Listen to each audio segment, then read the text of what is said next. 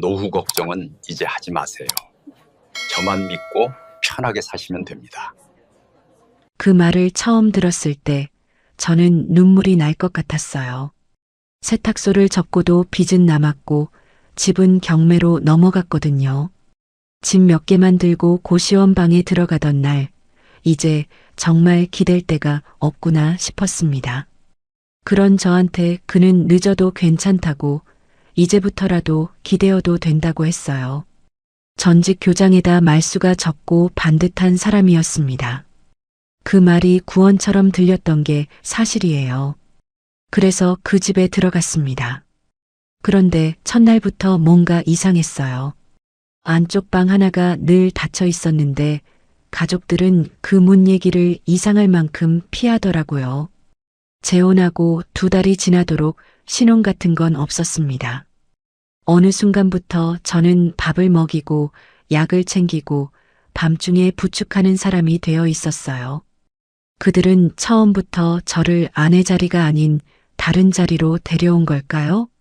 시작 전 구독과 좋아요로 함께 해주시고 어느 지역에서 듣고 계신지 댓글로 한 번씩만 남겨주세요.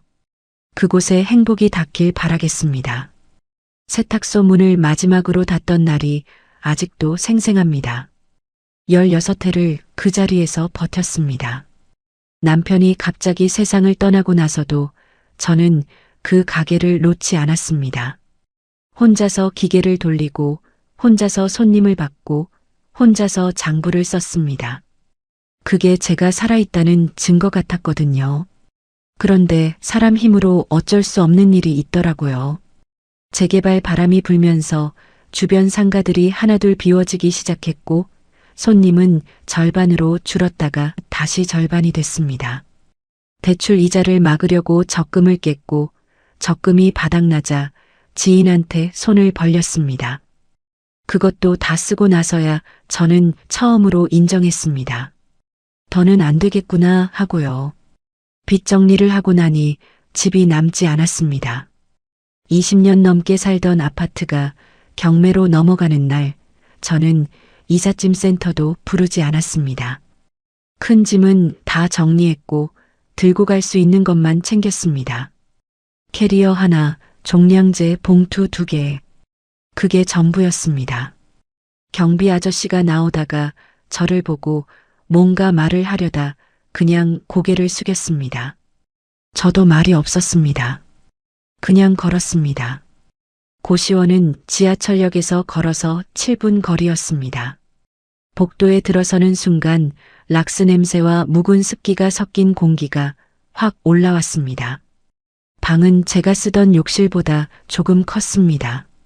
창문은 있었지만 열면 옆 건물 벽밖에 안 보였습니다. 침대 하나, 작은 책상 하나, 그게 다였습니다. 저는 캐리어를 벽 쪽에 세워두고 침대에 그냥 앉았습니다. 뭔가를 해야 할 것 같은데 아무것도 하고 싶지 않았습니다. 그날 밤은 참 길었습니다. 옆방에서 누군가 기침하는 소리가 얇은 벽을 뚫고 들어왔고 복도에서 발소리가 지나갈 때마다 저도 모르게 긴장이 됐습니다. 60살 넘어서 이 자리에 앉아 있는 내가 믿기지 않았습니다. 울고 싶었는데 눈물도 안 나왔습니다. 그냥 멍했습니다. 그러다 어느 순간 이런 생각이 들었습니다. 이게 끝이면 어떡하지? 이게 진짜 끝이면. 그렇게 한 달을 버텼습니다. 친구 나영숙이가 전화한 건 그 무렵이었습니다.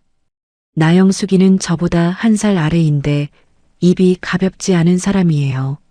쓸데없이 안쓰럽다는 말을 늘어놓는 스타일도 아니었습니다. 그냥 밥이나 먹자 해서 나갔더니 대뜸 이런 말을 꺼냈습니다. 소라야, 나 아는 분인데.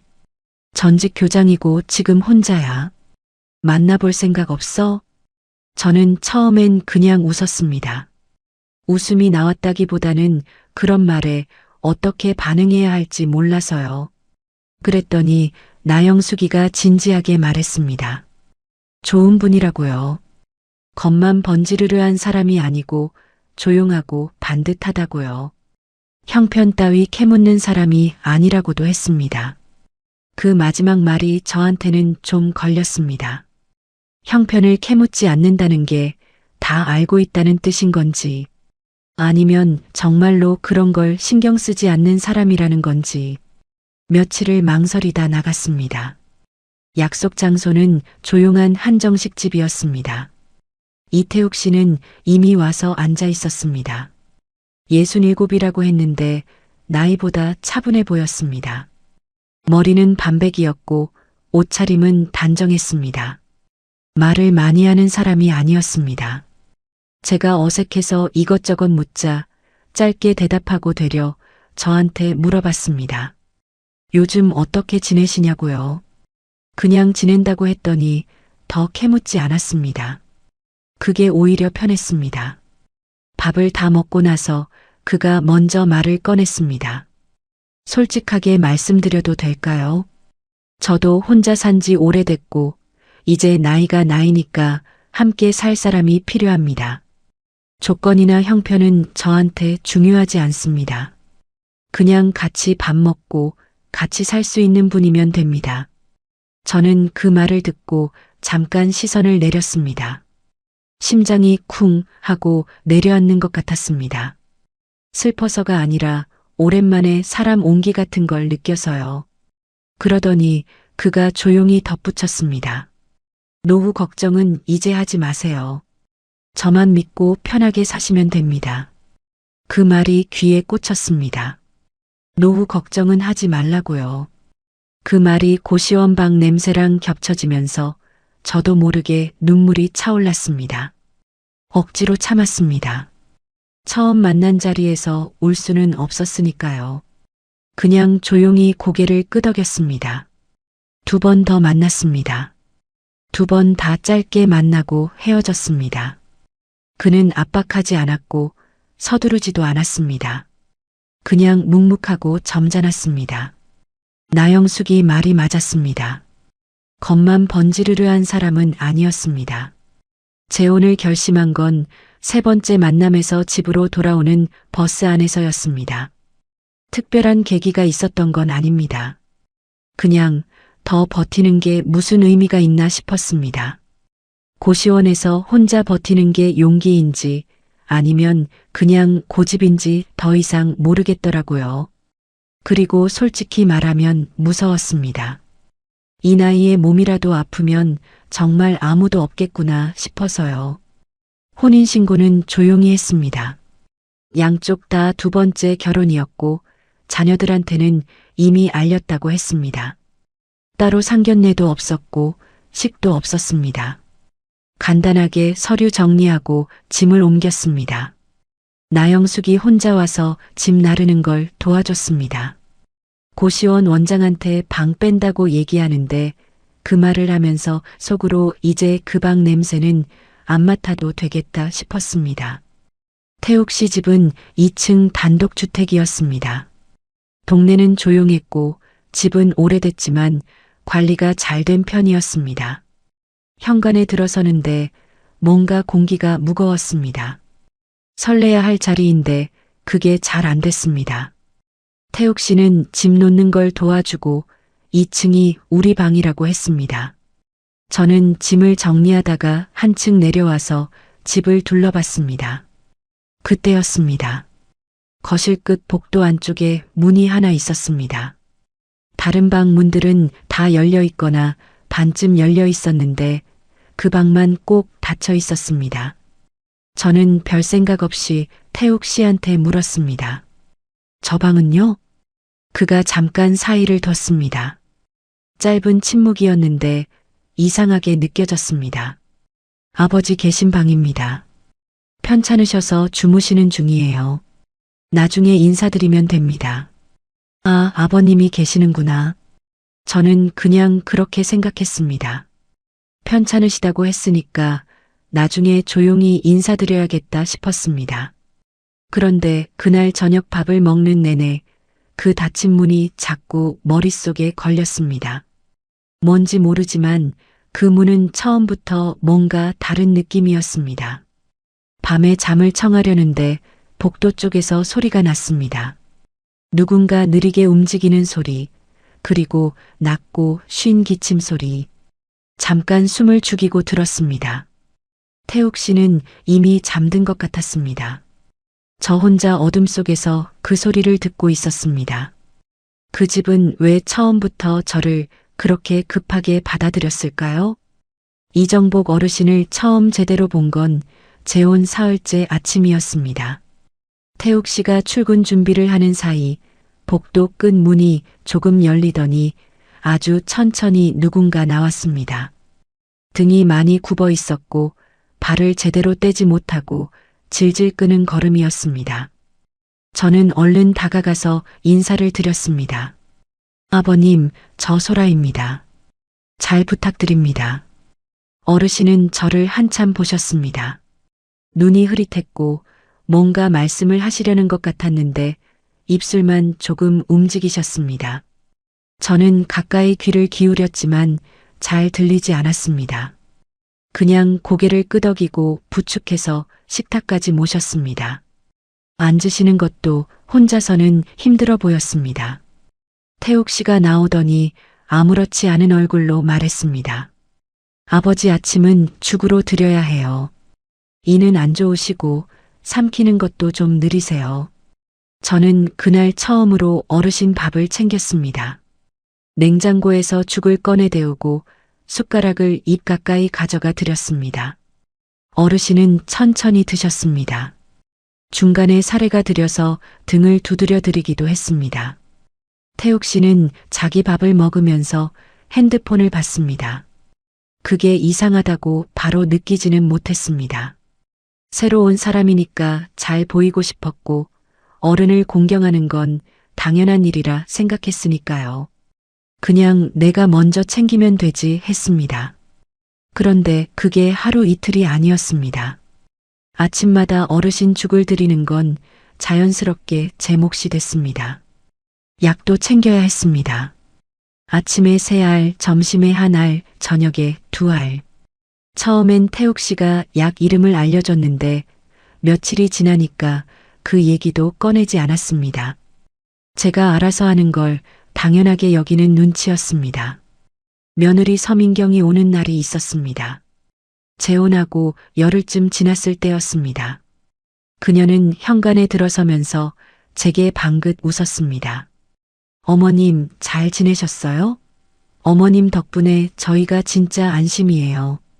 그 말이 처음엔 그냥 인사말처럼 들렸습니다.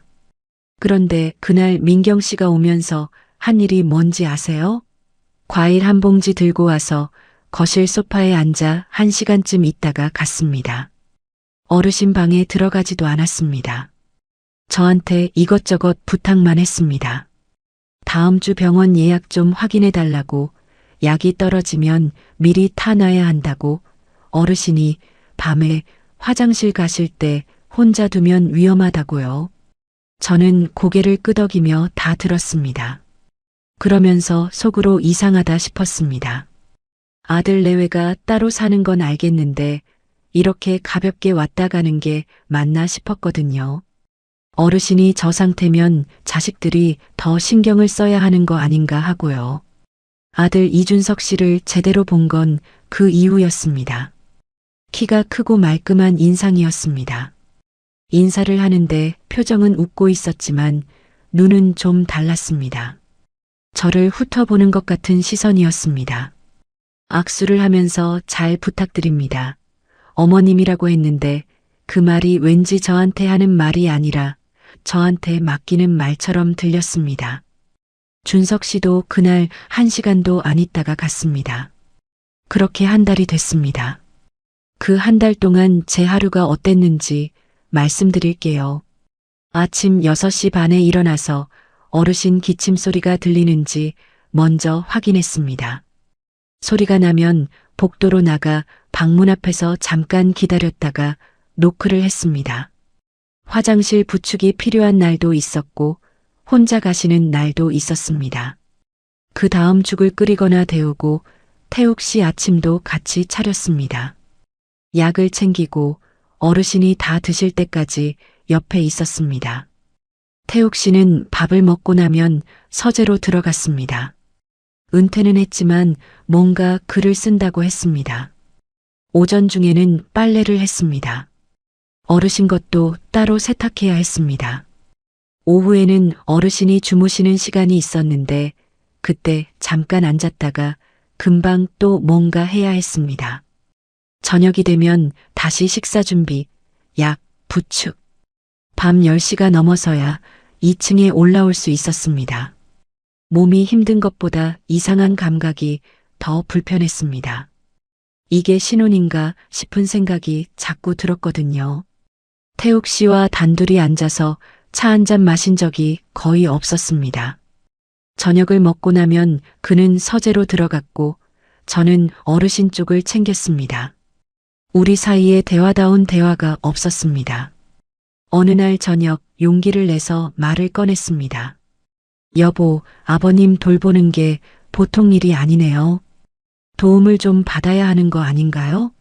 요양보호사 같은 분이라든가. 태욱 씨는 잠깐 저를 봤습니다.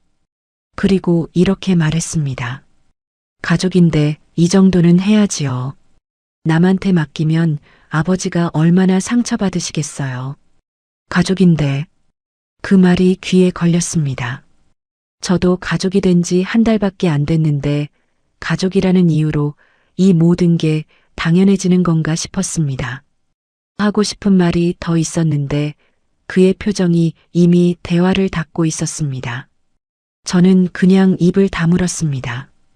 그 다음 날 민경 씨한테서 문자가 왔습니다. 이번 주 목요일 병원 가는 날인데 어머님이 모시고 가주실 수 있냐고요.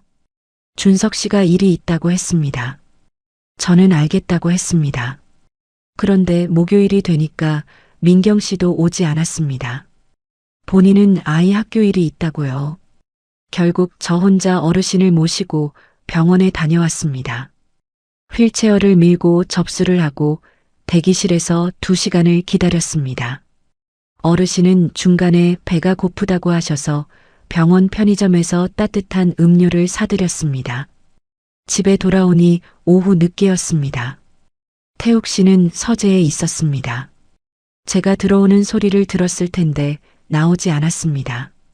저는 어르신을 방에 모셔드리고 부엌에 서서 잠깐 멍하니 있었습니다. 몸이 무거웠습니다. 손도 좀 떨렸습니다. 피곤해서가 아니라 이게 맞나 싶은 생각이 밀려와서요. 그날 밤 태욱 씨가 2층에 올라와서 짧게 말했습니다. 오늘 수고했어요. 딱 그 한마디였습니다. 저는 대답하지 않았습니다. 할 말을 잃었다기보다는 그 말이 남편이 아내한테 하는 말 같지 않았습니다. 일을 시킨 사람이 일한 사람한테 하는 말 같았습니다. 손이 차가웠습니다. 이불을 끌어당겼지만 잠이 오지 않았습니다. 재혼한 지 2달이 다 돼가고 있었습니다. 신호는 없었습니다. 설렘도 없었습니다. 아침부터 밤까지 어르신을 챙기고 빨래를 하고 병원을 다녀오는 날들만 있었습니다. 민경 씨는 올 때마다 어머님 덕분이라고 했고 준석 씨는 형식적인 감사를 했고 태욱 씨는 가족이니까 당연하다고 했습니다. 저는 그 집에서 점점 말이 없어졌습니다. 말을 잃는다는 게 어떤 건지 그때 처음 알았습니다. 하고 싶은 말이 없어지는 게 아니에요. 말을 해도 아무것도 달라지지 않는다는 걸 몸이 먼저 알아버리는 거였습니다. 그래서 그냥 하게 됩니다. 아침을 차리고 약을 챙기고 부축을 하고 빨래를 하고 아무 말 없이요. 그 집에서 제가 맡게 된 자리는 정말 아내 자리였을까요? 그날 아침은 유난히 일찍 시작됐습니다. 이정복 어르신 대학병원 진료가 잡혀 있었습니다. 동네 병원이 아니라 시내 큰 병원이었습니다. 전날 밤부터 준비를 해뒀습니다. 진료 기록 복사본, 약 봉투, 건강보험증, 여벌 옷 한 벌. 혹시 오래 걸릴 것 같아서 어르신이 드실 수 있는 부드러운 간식도 작은 통에 담아 가방에 넣었습니다. 자다가도 한번 깼습니다. 혹시 빠뜨린 게 있나 싶어서요. 아침 5시 반에 일어났습니다. 어르신을 씻겨드려야 했습니다. 혼자서는 힘드셔서 수건으로 닦아드리는 정도였는데 그것도 시간이 걸렸습니다. 깨끗한 옷으로 갈아입혀드리고 죽을 조금 드시게 했습니다. 약은 병원 가기 전이라 담당 의사 확인 전까지 오전 약은 잠깐 보류했습니다. 그것도 제가 챙겨야 할 판단이었습니다. 태욱 씨는 그날 함께 가지 않았습니다. 전날 밤에 말했습니다. 나는 오전에 선약이 있어서요. 소라 씨가 모시고 가면 되지요. 준석이한테는 연락해뒀어요. 저는 알겠다고 했습니다. 속으로는 말이 많았지만 밖으로는 꺼내지 않았습니다. 준석 씨가 온다고 했으니까 병원에서 만나면 되겠지 싶었습니다. 휠체어를 접어서 택시 트렁크에 싣는 것도 제 몫이었습니다. 어르신을 뒷좌석에 앉혀드리고 안전벨트를 채워드리고 저는 옆에 앉았습니다. 택시 기사분이 힐끗 보더니 아무 말 없이 출발했습니다. 어르신은 창밖을 멍하니 보셨습니다. 저는 옆에서 흘러가는 풍경을 같이 봤습니다. 병원에 도착하니 벌써 사람이 많았습니다. 휠체어를 펴서 어르신을 앉혀드리고 접수처로 밀었습니다. 번호표를 뽑고 기다렸다가 창구 직원이 저를 불렀습니다. 보호자분이세요? 네, 그렇습니다. 직원이 화면을 들여다보더니 말했습니다. 환자분 주 보호자가 이준석 씨로 등록되어 있는데요. 혹시 관계가 어떻게 되세요? 저는 잠깐 멈칫했습니다. 배우자입니다. 며느리 자리입니다. 직원은 별 표정 없이 고개를 끄덕이고 접수를 처리했습니다. 그 짧은 순간이 이상하게 오래 남았습니다. 주 보호자가 따로 있다는 말이 뭔가 저를 정해 내리는 것 같았습니다. 저는 보호자이긴 한데 주 보호자는 아닌 사람, 그냥 데려온 사람. 대기실로 돌아와 어르신 옆에 앉았습니다. 번호가 불릴 때까지 한참 기다려야 했습니다. 어르신은 중간에 졸다 깨다를 반복하셨습니다. 저는 가방에서 간식통을 꺼내 작게 한 조각 드렸습니다. 어르신이 천천히 드시는 걸 보면서 저는 무슨 생각을 했는지 잘 모르겠습니다. 그냥 멍했습니다. 준석 씨가 온 건 대기 번호가 거의 다 됐을 때였습니다. 정장 차림에 서류 가방을 들고 들어왔습니다. 저를 보더니 가볍게 고개를 숙였습니다. 어머님, 오래 기다리셨죠? 제가 좀 늦었네요. 저는 괜찮다고 했습니다. 어르신이 준석 씨를 보시더니 손을 뻗으셨습니다. 준석 씨가 손을 잡고 아버지, 저 왔어요 했습니다. 그 장면은 자연스러웠습니다. 아들과 아버지 사이가 맞았습니다. 저는 그 옆에서 조금 비켜 앉았습니다. 번호가 불렸습니다. 저는 일어나서 휠체어를 밀기 시작했습니다. 진료실 앞까지 함께 갔습니다. 그런데 진료실 문 앞에서 준석 씨가 저를 향해 말했습니다. 어머님은 여기서 기다리시면 될 것 같아요. 상담은 제가 들어가겠습니다. 그 말이 떨어지는 순간 주변 대기 의자에 앉아있던 사람들 시선이 저한테 쏠리는 게 느껴졌습니다. 제가 예민한 게 아니었습니다. 실제로 몇 사람이 고개를 들었습니다. 어떤 분은 저를 보다가 시선을 피했습니다. 저는 아침 5시 반부터 일어나서 어르신을 씻겨드리고 옷을 갈아입혀드리고 죽을 드시게 하고 택시에 태우고 휠체어를 밀고 2시간 가까이 기다렸습니다. 그런데 진료실 문 앞에서는 밖에 서 있어야 했습니다. 숨이 좀 막혔습니다. 울컥한 건 아니었습니다. 그냥 숨이 잠깐 멎는 느낌이었습니다.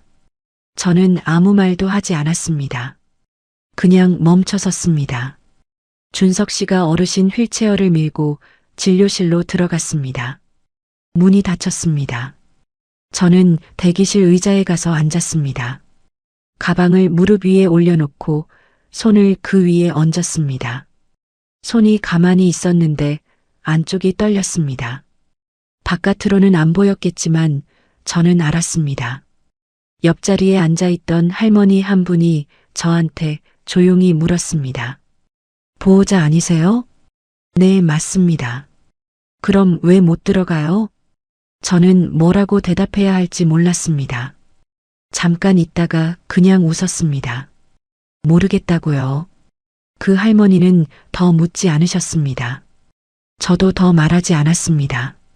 진료는 30분쯤 걸렸습니다. 문이 열리고 준석 씨가 나왔습니다. 어르신 휠체어를 밀면서 저한테 진료 결과를 짧게 전달했습니다. 약을 바꿔야 한다고, 다음 달에 또 와야 한다고. 저는 고개를 끄덕이며 들었습니다. 약국에 가서 약을 타는 것도 제가 했습니다.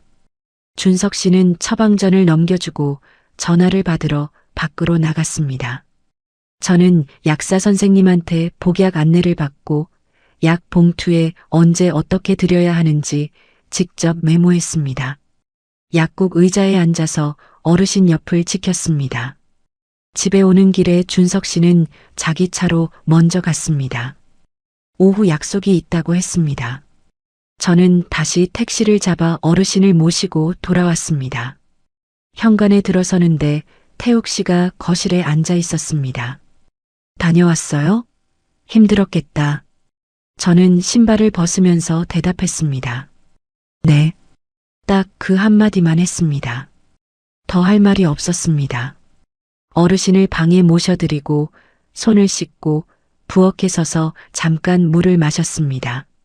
목이 잠겨 있었습니다. 물을 마셔도 잘 내려가지 않는 것 같았습니다. 그날 밤이었습니다. 잠을 못 자겠더라고요. 천장을 보면서 오늘 하루를 돌이켜봤습니다.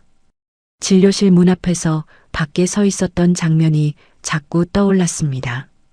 준석 씨가 저를 세워두고 들어갔을 때, 대기실 사람들이 저를 봤을 때, 그게 계속 머릿속에 맴돌았습니다. 저는 아침부터 저녁까지 어르신 곁에 있었는데 정작 보호자 자리에서는 밀려났습니다.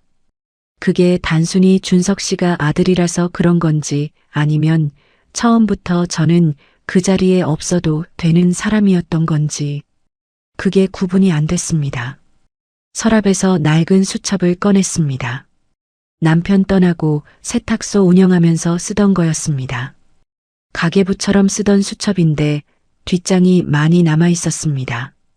저는 그날 날짜를 쓰고 오늘 있었던 일을 짧게 적었습니다. 병원에 몇 시에 가서 어떻게 접수를 했고 진료실 앞에서 무슨 말을 들었는지 준석 씨가 뭐라고 했는지 쓰다 보니 손이 좀 진정됐습니다. 다음 날도 썼습니다. 그 다음 날도요. 어르신 약을 몇 알 드렸는지 밤중에 몇 번 일어났는지 민경 씨한테서 무슨 문자가 왔는지 별것 아닌 것 같아도 다 적었습니다. 쓰는 게 습관이 됐습니다. 왜 그랬는지 그때는 몰랐습니다. 그냥 기록하지 않으면 제가 여기서 뭘 하고 있는지 아무도 모르겠다 싶었습니다. 저 자신도 잊어버릴 것 같았습니다. 그래서 썼습니다. 날짜 옆에 오늘도 아침 5시 반이라고 썼습니다. 그게 나중에 어떤 역할을 하게 될지는 그때는 몰랐습니다. 왜 저는 돌봄은 맡고도 보호자 자리에선 늘 밀려나야 했을까요? 수첩을 쓰기 시작하면서 달라진 게 있었습니다. 전에는 그냥 흘려보냈던 것들이 눈에 걸리기 시작했습니다. 말 한마디, 표정 하나, 누군가 자리를 피하는 타이밍 같은 것들이요. 예민해진 게 아니었습니다. 오히려 반대였습니다. 감정을 수첩에 쏟아내고 나면 머리가 좀 맑아졌습니다. 그래서 더 잘 보였습니다. 이상한 것들이요. 그러던 어느 날이었습니다. 어르신 방 청소를 하다가 방 안쪽 서랍장이 반쯤 열려 있는 걸 봤습니다. 어르신이 무언가를 꺼내려다 그냥 두신 것 같았습니다. 저는 정리하려고 서랍을 열었습니다. 안에는 약 봉투 몇 개와 병원 영수증, 그리고 서류 봉투 하나가 있었습니다. 별 생각 없이 서류 봉투를 들었는데 겉면에 적힌 글자가 눈에 들어왔습니다. 장기요양 등급 판정 관련 서류였습니다. 저는 잠깐 멈췄습니다. 그리고 봉투 안을 열어봤습니다. 판정 날짜가 적혀 있었습니다. 제가 이 집에 들어오기 훨씬 전이었습니다. 몇 달 전 날짜였습니다. 서류 내용은 길고 복잡했지만 제가 알아볼 수 있는 부분은 분명했습니다. 상시 돌봄이 필요하다는 내용이었습니다. 혼자서 일상생활을 유지하기 어려운 상태라는 판정이었습니다. 저는 그 자리에 서서 그 서류를 2번 읽었습니다. 그러니까 태욱 씨는 알고 있었다는 겁니다. 아들 준석 씨도 알고 있었고 며느리 민경 씨도 알고 있었을 겁니다. 이미 판정이 나와 있었으니까요. 상시 돌봄이 필요한 어르신이 집에 계신다는 걸 저는 재혼하고 나서야 알았는데 그들은 몇 달 전부터 알고 있었습니다. 그리고 저는 그 몇 달 뒤에 이 집에 들어왔습니다. 손이 조금 떨렸습니다. 서류를 다시 봉투에 넣고 서랍에 넣었습니다. 청소를 마저 했습니다. 아무렇지 않은 척 했지만 머릿속은 계속 돌아가고 있었습니다. 그날 저녁 수첩에 적었습니다. 장기요양 판정 서류, 날짜, 내용 요약. 짧게 썼습니다. 손이 떨려서 글씨가 좀 삐뚤어졌습니다. 그 뒤로 며칠이 지났습니다. 민경 씨가 또 왔습니다. 이번에는 아이를 데리고 왔습니다.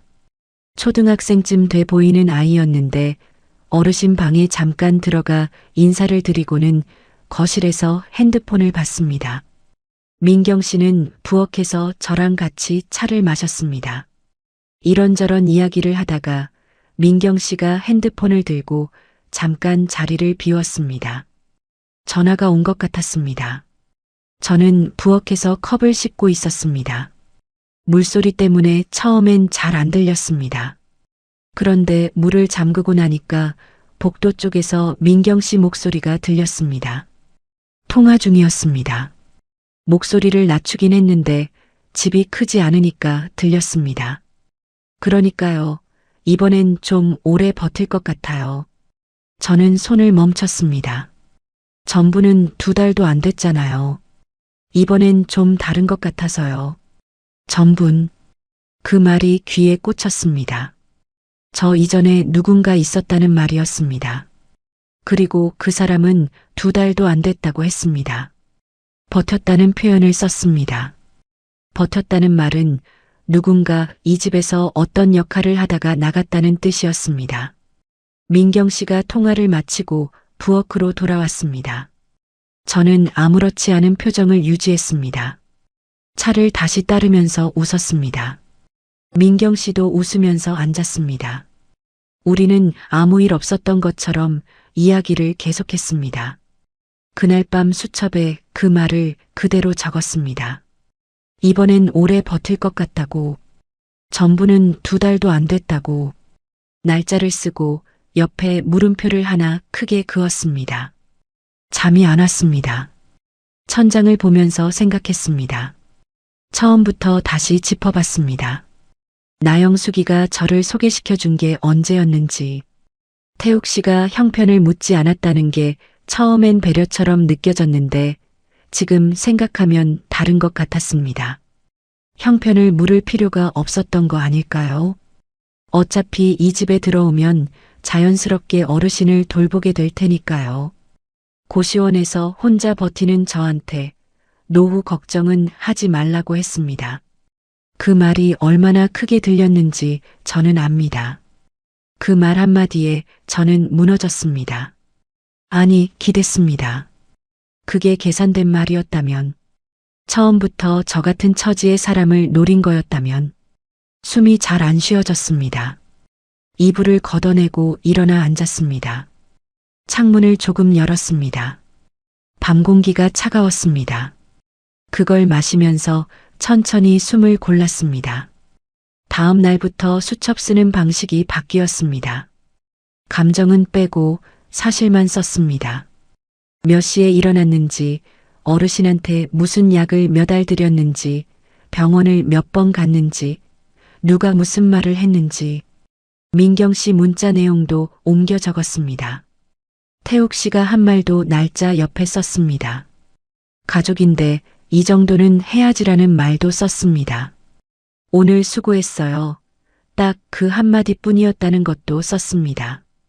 병원 다녀온 날은 따로 표시했습니다. 몇 시에 출발했고 몇 시에 돌아왔고 준석 씨가 진료실에 들어갈 때 저한테 뭐라고 했는지도 썼습니다.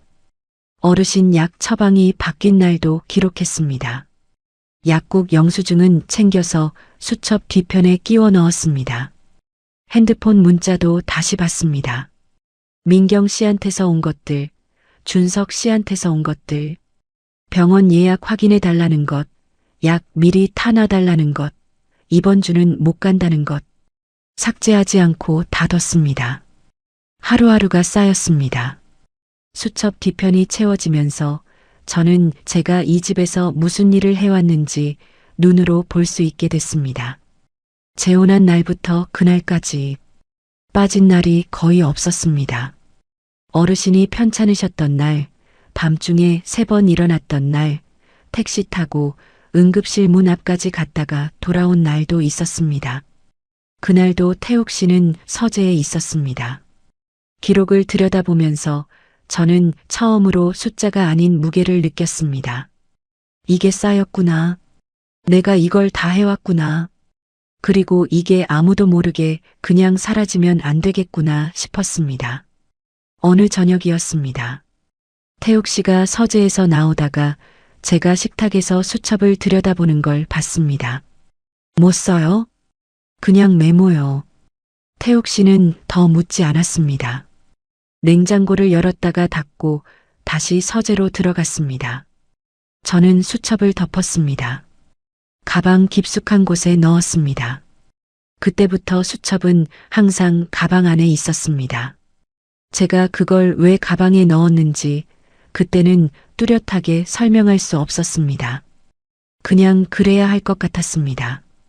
이게 있으면 안 될 것처럼, 누군가 보면 곤란한 것처럼 그런 느낌이 들었습니다. 그리고 그 느낌 자체가 이미 답이었을지도 모릅니다. 저는 사랑받으러 들어온 게 아니라는 걸 이미 몸이 알고 있었던 것 같습니다. 처음부터 저를 아내가 아니라 돌봄자리로 데려온 거라면 저는 언제 돌아서야 할까요? 그날도 병원 가는 날이었습니다. 전달의 담당 의사가 다음 달에 다시 오라고 했으니까 예약은 이미 잡혀 있었습니다. 준비는 당연히 제 몫이었습니다. 전날 밤에 서류를 챙기고 약 봉투를 확인하고 어르신 여벌 옷을 가방에 넣었습니다. 자다가 한번 깼습니다. 지난번처럼 뭔가 빠뜨릴까 봐요. 그게 습관이 돼 있었습니다. 병원 가는 전날 밤엔 꼭 한 번씩 깼습니다. 아침 5시 반. 일어나서 어르신 방 쪽에 귀를 기울였습니다. 조용했습니다. 6시가 조금 안 돼서 방문을 조심스럽게 노크했습니다. 어르신이 이미 깨어 계셨습니다. 눈을 뜨고 천장을 보고 계셨습니다. 저를 보시더니 입술을 조금 움직이셨습니다. 말씀은 잘 안 나오셨지만 알아보신다는 건 알 수 있었습니다. 씻겨드리고 옷을 갈아입혀 드렸습니다. 죽을 조금 드시게 했습니다. 그날따라 어르신이 잘 안 드셨습니다. 몇 숟가락 드시다가 고개를 저으셨습니다. 억지로 드릴 수 없으니까 따뜻한 물이라도 조금 드시게 하고 약은 병원 다녀오고 드리기로 했습니다. 그것도 제가 판단해야 했습니다. 물어볼 사람이 없었으니까요. 태욱 씨는 그날도 함께 가지 않았습니다. 전날 밤에 이미 말했습니다. 오전에 지인 만날 약속이 있다고요. 저는 알겠다고만 했습니다. 더는 왜 안 가냐고 묻지 않았습니다. 물어봐도 달라지는 게 없다는 걸 이미 알았으니까요. 택시를 불렀습니다. 휠체어를 접어서 트렁크에 싣고 어르신을 뒷좌석에 앉혀드렸습니다. 안전벨트를 채워드리고 저도 탔습니다. 기사분이 출발하면서 백미러로 한번 봤습니다. 저는 창밖을 봤습니다. 병원 도착해서 접수를 했습니다. 이번엔 직원이 주 보호자 얘기를 꺼내지 않았습니다. 그냥 접수 처리가 됐습니다. 번호표를 받아들고 대기실로 갔습니다. 대기실은 그날도 사람이 많았습니다. 어르신을 휠체어에 앉혀드리고 저는 옆 의자에 앉았습니다. 가방을 무릎 위에 올렸습니다. 수첩이 가방 안에 있었습니다. 손이 그 위에 얹혔습니다. 민경 씨가 온 건 한 30분쯤 지나서였습니다. 이번엔 준석 씨 없이 혼자였습니다. 가볍게 손을 흔들면서 걸어왔습니다. 어르신한테 인사를 드리고 제 옆에 앉았습니다. 잠깐 조용히 있다가 민경 씨가 말을 꺼냈습니다. 어머님도 이제 이런 건 익숙해지셔야죠. 저희도 맨날 올 수가 없으니까요. 저는 그 말을 듣고 잠깐 시선을 내렸습니다. 익숙해지셔야 한다고요. 그 말이 이상하게 오래 머물렀습니다. 익숙해진다는 게 뭔가요? 아침 5시 반에 일어나는 게 익숙해지는 건가요? 혼자 택시 타고 병원 오는 게 익숙해지는 건가요? 진료실 문 앞에서 밖에 세워지는 것도요. 저는 아무 말도 하지 않았습니다. 그냥 앉아 있었습니다.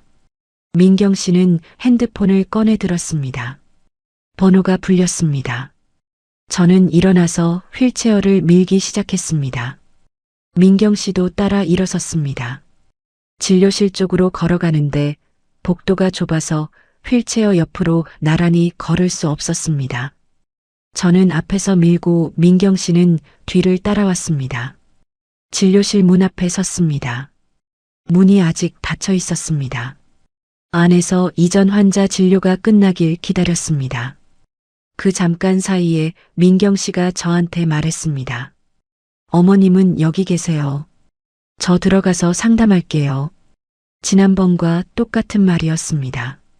준석 씨 대신 민경 씨가 하는 것만 달랐습니다. 저는 그 말이 떨어지는 순간 이번엔 달랐습니다. 뭔가가 올라왔습니다. 울컥이 아니었습니다. 차갑고 단단한 것이었습니다. 속에서 뭔가가 자리를 잡는 느낌이었습니다. 저는 가방을 열었습니다. 수첩을 꺼냈습니다. 그리고 수첩 뒤편에 끼워뒀던 메모 몇 장도 꺼냈습니다. 병원 다녀온 날짜들, 약 챙긴 기록들, 민경 씨 문자 내용을 옮겨 적은 것들. 민경 씨가 제 손을 봤습니다. 표정이 조금 굳었습니다. 저는 조용히 말했습니다. 목소리를 높이지 않았습니다. 떨지도 않았습니다. 잠깐요. 드릴 말씀이 있습니다.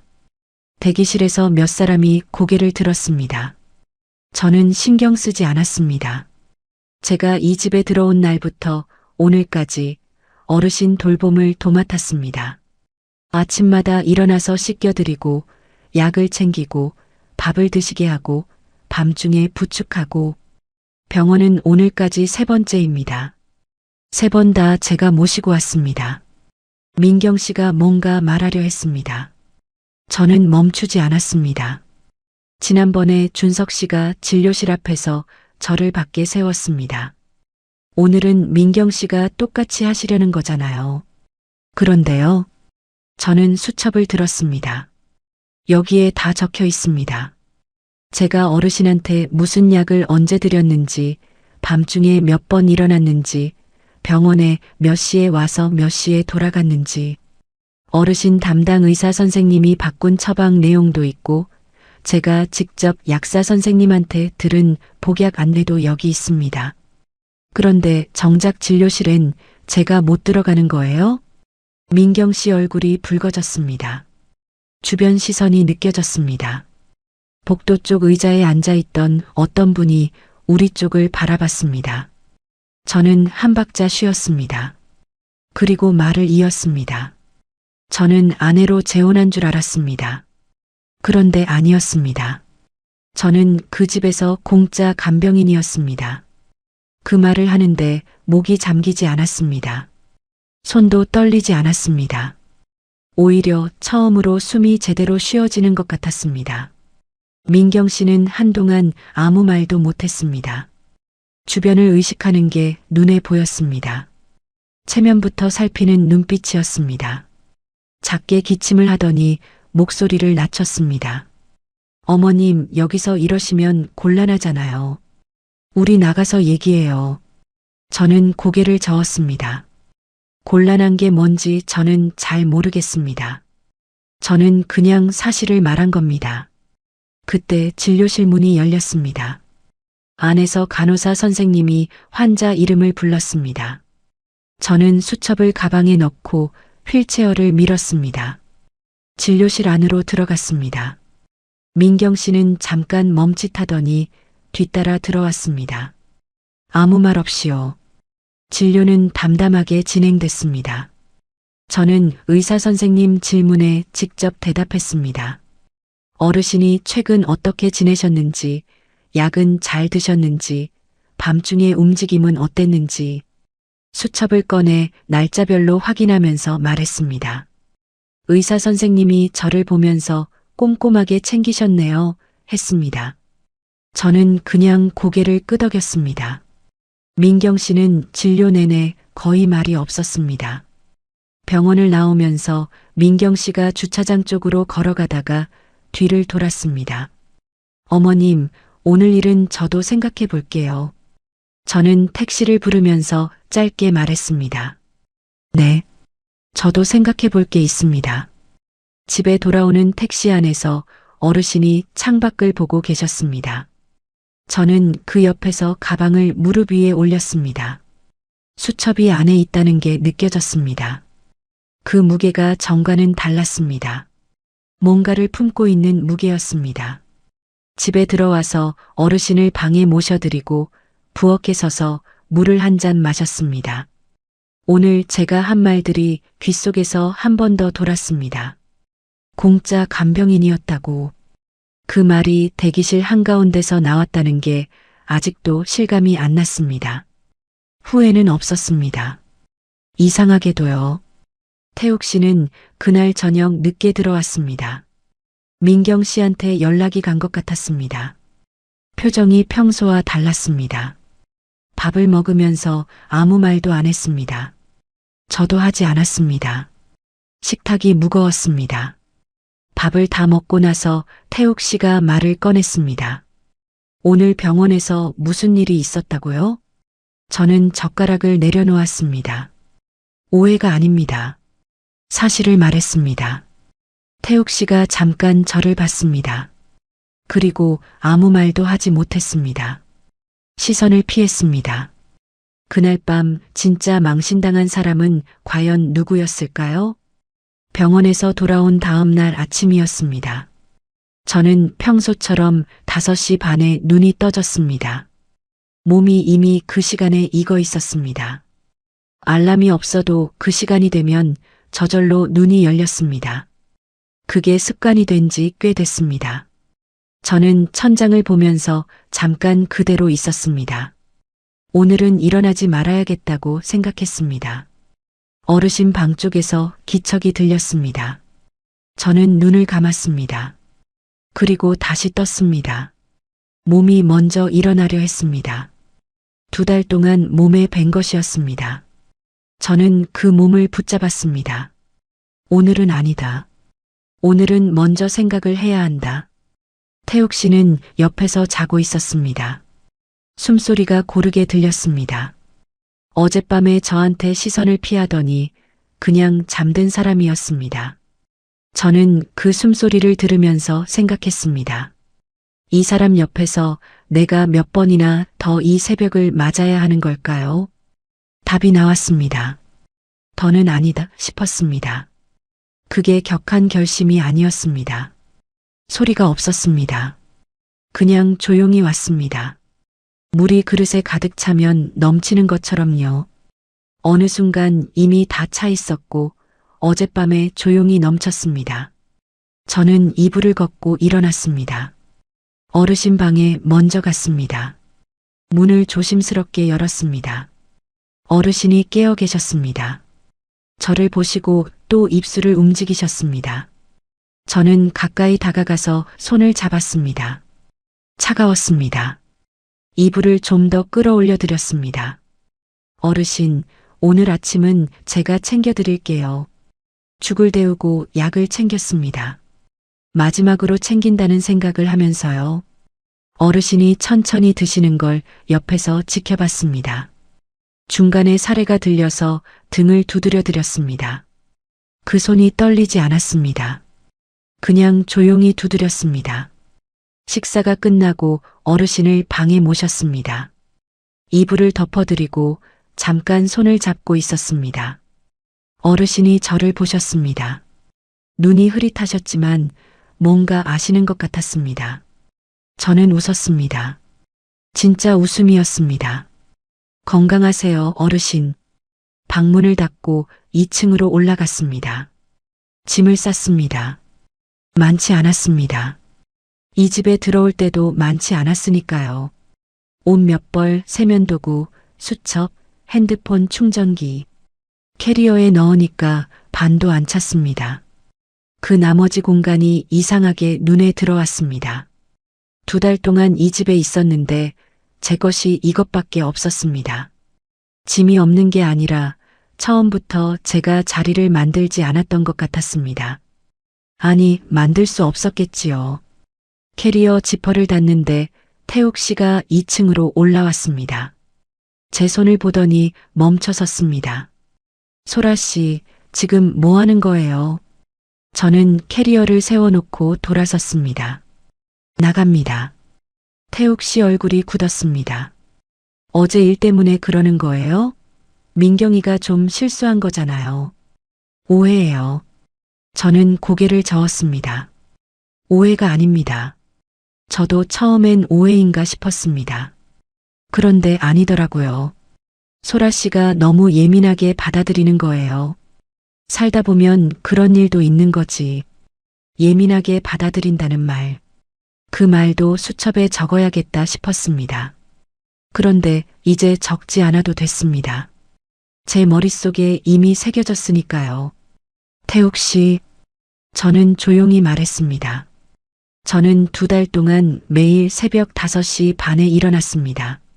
어르신 씻겨드리고 죽 드리고 약 챙기고 밤중에 부축했습니다. 병원은 3번 혼자 모시고 갔습니다. 그런데 진료실엔 2번 다 밖에 세워졌습니다. 장기요양 판정 서류는 제가 들어오기 전부터 나와 있었더라고요. 그것도 저한테 말씀을 안 하셨잖아요. 태욱 씨는 말이 없었습니다. 저를 데려온 이유가 뭔지 이제는 압니다. 모른 척 할 수 없습니다. 그게 아니에요. 소라 씨를 그렇게 생각한 적 없어요. 목소리가 조금 높아졌습니다. 저는 흔들리지 않았습니다. 흔들리지 않는다는 게 차갑다는 게 아니었습니다. 그냥 이미 결정이 서 있으니까 말이 들어올 틈이 없었습니다. 저는 나갑니다. 이혼 절차는 변호사 통해서 진행할게요. 캐리어를 들고 계단을 내려왔습니다. 태욱 씨가 뒤따라 내려왔습니다. 거실에서 또 말을 걸었습니다. 소라 씨, 지금 어디 가려고요? 갈 데도 없잖아요. 그 말이 비수처럼 꽂히려 했습니다. 예전에 저였으면 그 말에 발이 묶였을 겁니다. 갈 데가 없다는 말, 고시원밖에 없다는 말, 그게 무서워서 버텼을지도 모릅니다. 그런데 이상하게도 그 말이 더 이상 무섭지 않았습니다. 고시원으로 갑니다. 저는 현관문을 열었습니다. 신발을 신으면서 짧게 덧붙였습니다. 거기가 더 낫겠습니다. 문이 닫혔습니다. 골목으로 나오니 아침 공기가 차가웠습니다. 캐리어 바퀴가 바닥을 구르는 소리가 났습니다. 저는 걸었습니다. 처음엔 빠르게 걸었습니다. 그러다 조금씩 속도를 늦췄습니다. 뛰어나온 게 아니었으니까요. 제 발로 걸어 나온 거니까요. 나영숙이한테 전화를 했습니다. 신호가 2번 가더니 받았습니다. 소라야, 무슨 일이야? 이 시간에. 영수가 나 나왔어. 잠깐 만날 수 있어? 잠깐 침묵이 있었습니다. 그러더니 나영숙이가 말했습니다. 어디야? 내가 갈게. 카페에서 만났습니다. 나영숙이는 제 얼굴을 보더니 아무 말도 안 했습니다. 그냥 따뜻한 걸 시켜줬습니다. 저는 처음엔 말이 없었습니다. 손으로 컵을 감쌌습니다. 온기가 손바닥으로 올라왔습니다. 그러다 말을 꺼냈습니다. 처음부터 다 얘기했습니다. 서랍에서 봤던 서류, 민경 씨 통화 내용, 병원에서 밖에 세워졌던 일, 어제 대기실에서 제가 했던 말까지요. 나영숙이는 중간에 끊지 않았습니다. 다 들었습니다. 다 말하고 나서 컵을 내려놓았습니다. 나영숙이가 말했습니다. 잘했다. 딱 그 두 마디였습니다. 그 말에 눈물이 차올랐습니다. 울지 않으려고 했는데 그래도 조금 흘렀습니다. 닦았습니다. 나영숙이는 모른 척 해줬습니다. 고시원은 나영숙이가 알아봐줬습니다. 전에 있던 곳 근처였습니다. 방은 조금 달랐습니다. 창문 위치가 달랐고 벽 색깔이 달랐습니다. 그런데 들어서는 순간 이상하게 숨이 쉬어졌습니다. 이 냄새, 이 좁은 공간이 오히려 편했습니다. 아무도 제한테 아무것도 원하지 않는 공간이었습니다. 캐리어를 벽 쪽에 세워두고 침대에 앉았습니다. 예전에 처음 들어왔을 때랑 똑같은 자세였습니다. 그런데 느낌이 달랐습니다. 그때는 끝자리에 몰린 것 같았습니다. 이번엔 달랐습니다. 이건 끝이 아니었습니다. 이혼 절차는 생각보다 오래 걸리지 않았습니다. 재혼 기간이 짧았고 큰 재산이 얽혀 있지 않았습니다. 변호사를 통해서 진행했습니다. 2달 동안 사실상 간병인처럼 일한 이사 비용, 그 정도를 정리해서 받았습니다. 태욱 씨 측에서 처음엔 버텼습니다. 그런데 수첩을 근거로 제출하겠다고 하니까 생각이 달라졌습니다. 날짜별 기록, 병원 영수증, 문자 내용, 그게 다 있었으니까요. 수첩이 그 역할을 했습니다. 처음에 왜 썼는지도 몰랐던 그 수첩이 결국 제가 2달 동안 무엇을 했는지 증명해 줬습니다. 아무도 알아주지 않을 것 같았던 그 새벽들이 결국 글자가 되어 남아 있었습니다. 절차가 끝나고 며칠 뒤 저는 고시원 방에 앉아서 오래 생각했습니다. 뭘 할 수 있을까? 뭘 하고 싶을까? 세탁소는 다시 할 엄두가 안 났습니다. 몸도 마음도 준비가 안 됐습니다. 그래서 작은 것부터 시작했습니다. 동네 복지관에서 요양보호사 교육과정이 있다는 걸 알았습니다. 저는 신청했습니다. 이상하게 들리실 수 있다는 거 압니다. 공짜 간병인 소리를 들었던 사람이 요양보호사 교육을 받는다고요. 그런데 저는 이렇게 생각했습니다.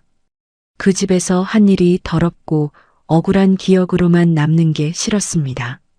그 2달 동안 제가 배운 것들, 어르신 몸 상태 파악하는 법, 약 챙기는 방법, 병원에서 묻고 기록하는 것들, 그게 쓸모가 없는 게 아니었습니다. 제대로 된 자격을 갖춰서 이번엔 당당하게 쓰고 싶었습니다. 고시원 방은 여전히 좁습니다. 창문을 열면 옆 건물 벽이 보입니다. 그런데 이번엔 그 벽이 달라 보였습니다.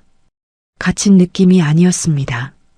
이 방은 실패의 끝이 아니었습니다. 처음 여기 들어왔을 때는 모든 게 무너진 자리였습니다. 이번엔 달랐습니다. 이건 제가 선택해서 돌아온 자리였습니다. 제 발로 걸어 들어온 자리였습니다. 그 차이가 전부였습니다. 무너진 건 제 인생이 아니었습니다. 저를 공짜 간병인으로 쓰려던 그 집의 계산이 무너진 거였습니다. 저는 그냥 처음부터 다시 시작한 것뿐입니다. 끝까지 들어주셔서 감사합니다. 구독과 좋아요는 다음 이야기를 이어갈 힘이 됩니다. 그리고 주인공에게 한 줄 응원을 댓글로 남겨주시면 그 마음까지 함께 전해두겠습니다. 두겠습니다.